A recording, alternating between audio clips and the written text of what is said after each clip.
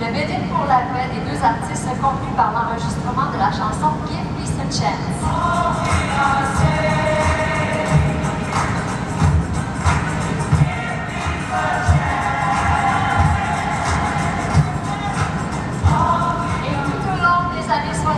C'est la Beatlemania. Montréal se laisse séduire par la musique du groupe anglais les Beatles. Le 8 septembre 1964, les 4 garçons dans le vent sont montés sur la scène du forum devant des milliers de Montréalais conquis.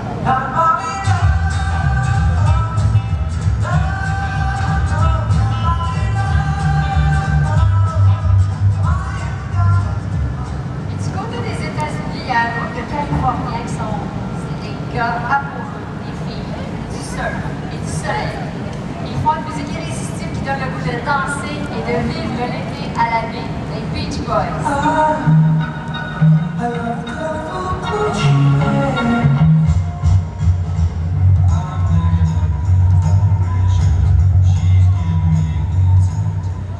Au milieu des années 60, les Québécois raffolent déjà de leur télévision. Il y a le téléroman Rue des Pignons qui est diffusé à la télévision de Radio-Canada et qui est très populaire.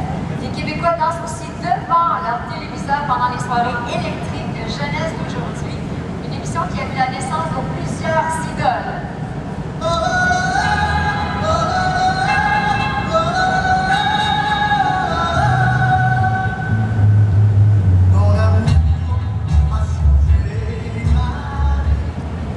Et l'artiste qui est française, c'est 21e olympienne au JW à bien des égards, et furent le véritable succès.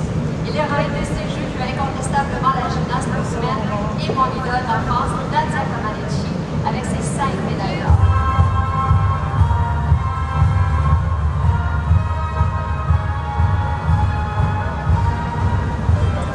Fière de cette grande expérience sportive, Montréal continue sur sa lancée et organise en 1968 son premier Grand Prix au parc Jean-Drapeau. Et Gilles Villeneuve rencontre alors sa première victoire au City. Un an plus tard, en 1979, la ville de Montréal se remet en course, mais à pied cette fois-ci, en réunissant environ 9000 coureurs pour la première édition du Marathon international. C'est une année haute en couleur pour Montréal qui donne à la ville ses premières lettres de noblesse sportive.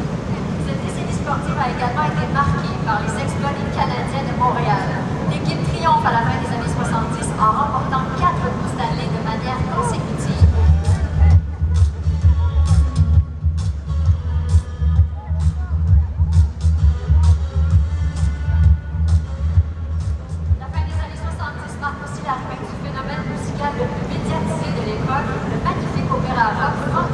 Starmania, écrit par Bernard Landon et le regretté Michel Berger. Les chansons ont touché tout le Québec avec raison. Il y a dans Starmania de grandes chansons dont le blues du businessman de Joe Dubois.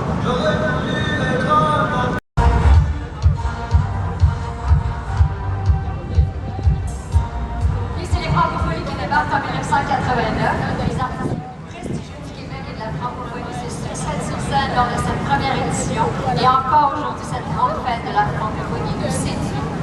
Les années 80, c'est les années spectacle et la création du Cirque du Soleil en 1984 est là pour nous le rappeler. À ce jour, le Cirque du Soleil compte une trentaine de spectacles originaux qui continuent d'entraîner dans le rêve les spectateurs du monde entier.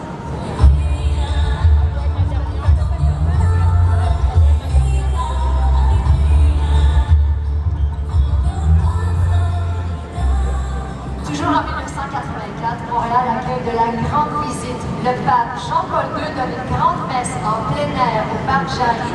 Puis se déplace au stade olympique où il est accueilli par 60 000 jeunes âgés de 16 à 25 ans. Il y a une jeune chanteuse, Céline Dion, qui a l'honneur d'interpréter pour lui la chanson Colombe.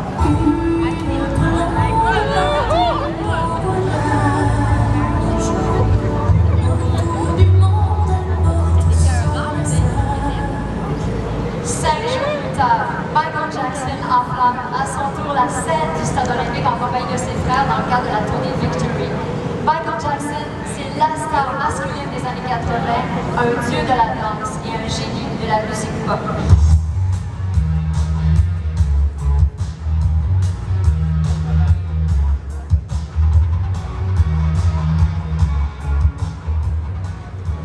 Et la star féminine des années 80, sans vendredi, mon idole, Madonna, une artiste charisme incomparable qui a le don de créer des chansons mélodiques accrocheuses, des rythmes irrésistibles. Madonna, c'est encore à ce jour la reine de la musique pop. Ingénieure de formation, elle s'est entraînée pendant 7 ans avant de pouvoir réaliser son rêve de voyager à bord d'une navette spatiale. Un grand bateau à Julie Payette. En 1998, la Dame Nature joue encore des tours et une tempête de verglas historique paralyse la ville de Montréal. Ça, c'est un très bon bilan de solidarité et générosité dans le rêve tout au long de cette vie. Les années 90 sont également marquées par d'importantes avancées culturelles, comme la création du musée Pointe-la-Carrière, et développé au printemps 1980 nous entendre des fêtes en 350e anniversaire de Montréal. Il est le résultat de plus de 10 ans de fouilles archéologiques qui témoignent de l'élan d'activité humaine. Au cinéma, c'est le film Jésus de Montréal de Denis Arcand qui poursuit son ascension, puisqu'après avoir remporté le prix du jury au Festival de Cannes en 1989, il remporte 13 prix Génie à Toronto en 1990. À la télévision, les années 90 nous ont fait passer du rire aux larmes avec des séries télévisées cultes comme Les Filles de Caleb avec Marina Orsini et Roy Dupuis. Puis l'un des plus grands succès de l'histoire de la télévision québécoise. On se souvient bien sûr encore de la belle histoire d'amour entre Émilie Bourgelot, l'institutrice, et Yuri Lafrenière, qui se déroule encore ici au début du 20e siècle. Les jeunes ont aussi trois phénomènes, la télé-réalité. Les téléspectateurs observent des colocataires dans Love Story et de futurs chanteurs dans Star Academy.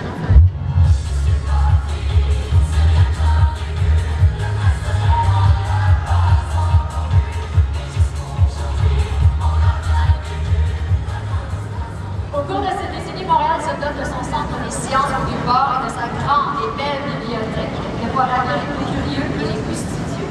Et pour se rafraîchir les ménages, justement, rien de mieux qu'une petite balade en